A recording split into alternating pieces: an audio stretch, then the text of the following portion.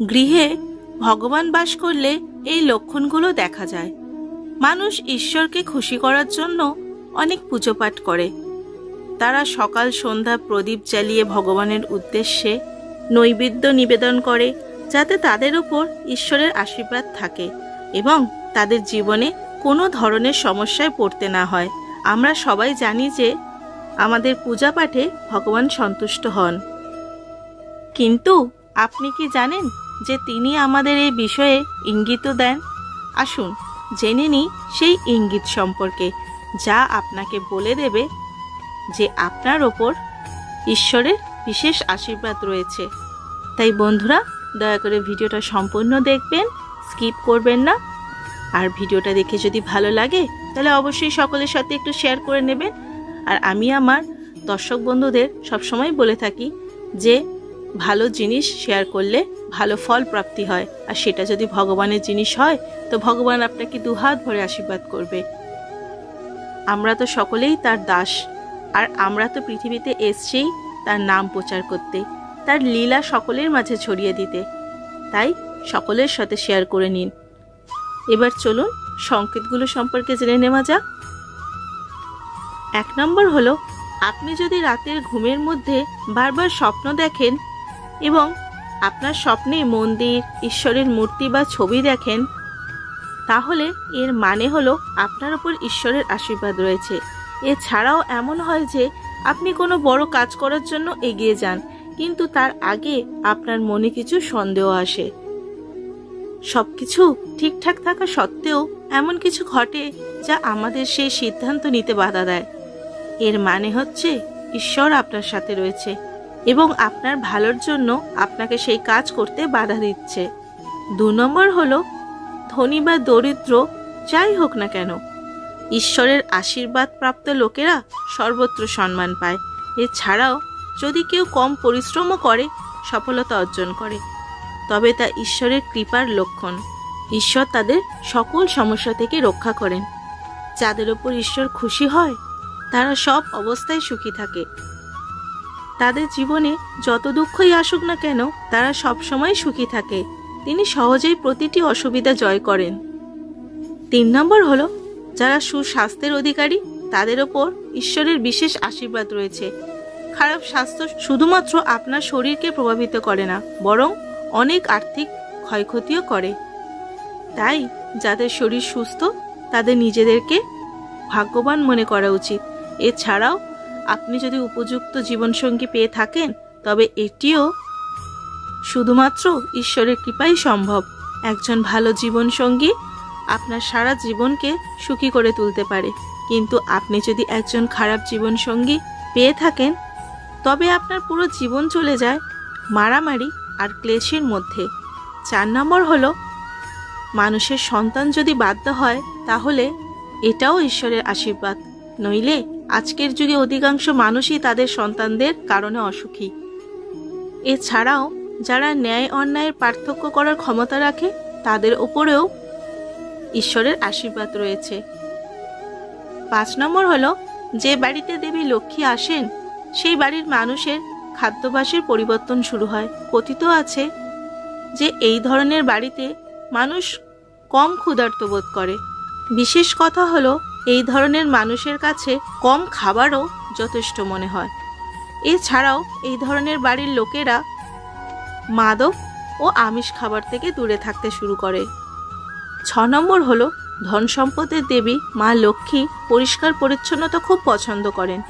যে ঘরে দেবী লক্ষ্মীর অধিষ্ঠান করেন সেই ঘরে বসবাসকারী মানুষ হঠাৎ করে পরিষ্কার পরিচ্ছন্নতার দিকে মনোযোগী হয়ে ওঠে।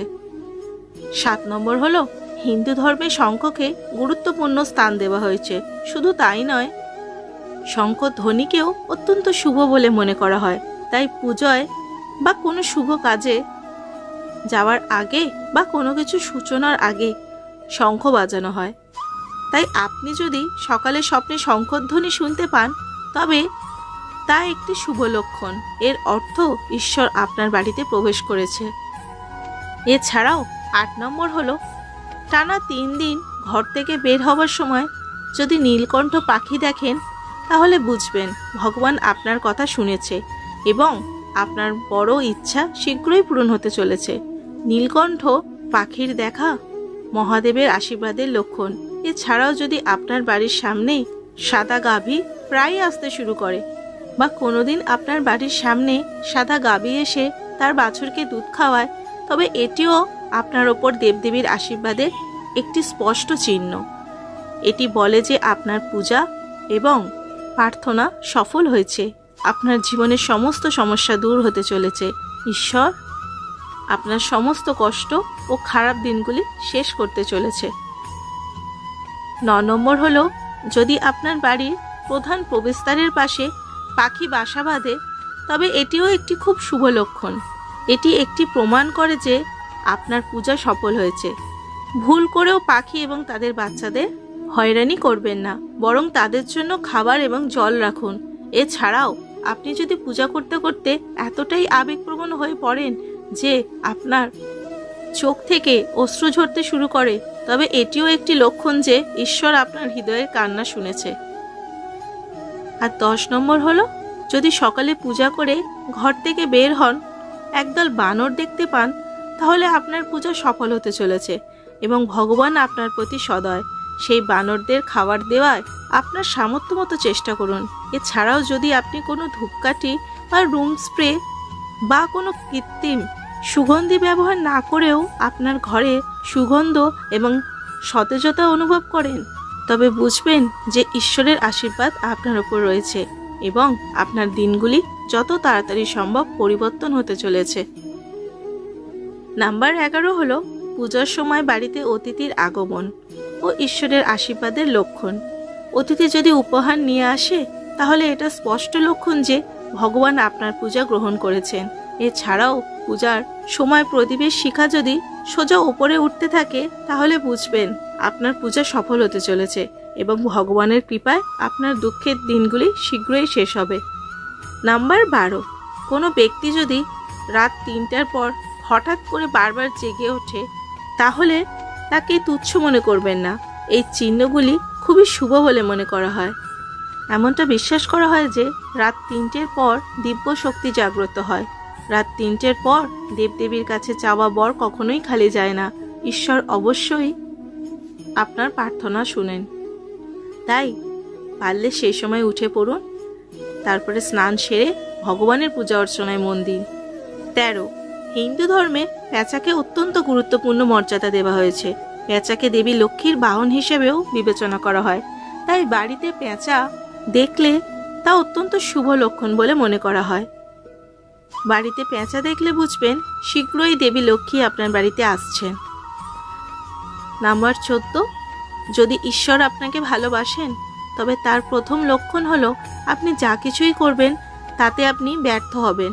হ্যাঁ, তবে সত্য যে আপনি সব কিছুতে আপনার 100% দেবেন। আপনি কঠোর পরিশ্রম করবেন, কিন্তু আপনি সফলতা পাবেন না।